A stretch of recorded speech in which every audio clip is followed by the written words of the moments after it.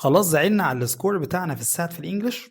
جه بقى الوقت ان احنا نستعد للترايل اللي جايه، وكفايه كده زعل، كفايه احباط. تعالوا بقى نبدا نذاكر بجد. نعمل ايه؟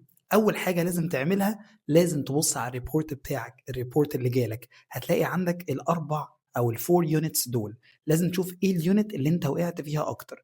يعني هتلاقي عندك اول يونت اللي هي information and ideas، دي بتشمل دروس زي درس المين ايديا، زي درس الانفرنس. بعد كده هتلاقي عندك اليونت التانية اسمها craft and structure، ودي بتشمل حاجات زي أسئلة الكلمات أو اللي هي الفوكابيلاري، بتشمل حاجة زي purpose and function، أسئلة الفانكشن، وبتشمل حاجة زي cross text connection أو اللي هي القطع اللي بتكون مربوطة ببعضها، القطعتين اللي مربوطين ببعض. بعد كده عندك حاجة اسمها expressions of ideas، ودي بتشمل أسئلة transitions وأسئلة student notes اللي هي أنت المفروض فيها بتحلل النقاط اللي كتبها طالب.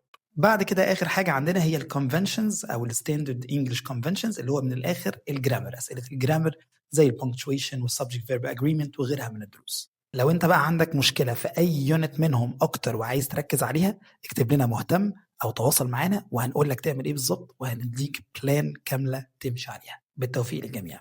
سلام.